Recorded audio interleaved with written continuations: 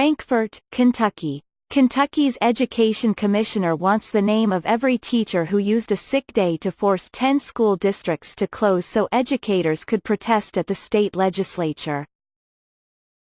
At least 10 Kentucky school districts were forced to close several times since February 28 after so many teachers used their sick days that officials could not find enough substitutes to cover classes. Jefferson County Public Schools, one of the country's largest districts with more than 98,000 students, has closed 6 times in 2 weeks as hundreds of teachers packed the state capitol to protest several proposals that impacted the pension system and education funding. The protests are part of a wave of teacher activism across the country that began last year in West Virginia and quickly spread to other states, including Oklahoma and Arizona. This year, teachers in Los Angeles and Oakland, California, went on strike. Kentucky teachers did not go on strike. But they used their sick days to close schools in protest of several education bills.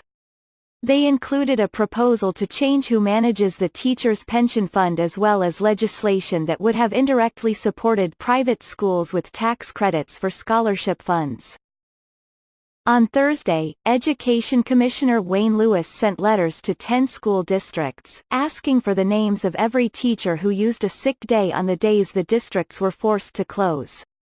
He also wanted copies of all affidavits and doctor's notes. The Kentucky Department of Education takes the closing of schools very seriously, Lewis said.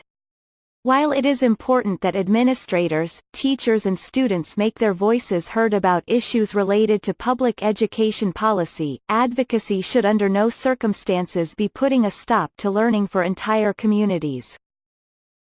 Emily Blanton, an English teacher at Southern High School in Jefferson County, said she did not use a sick day, but came to the Capitol to protest because the district was closed. "I think it's an intimidation tactic," she said. "It just goes to show that they are going to try to silence the sick out movement as best as they can." It's unclear what state education officials could do with the information.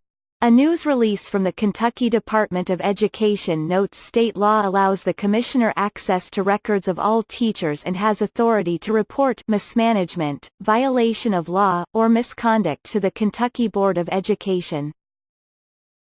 The Kentucky Education Association, which represents 43,000 educators across the state, said in a news release that superintendents could discipline teachers who used sick days to come to the state capitol to exercise their First Amendment rights.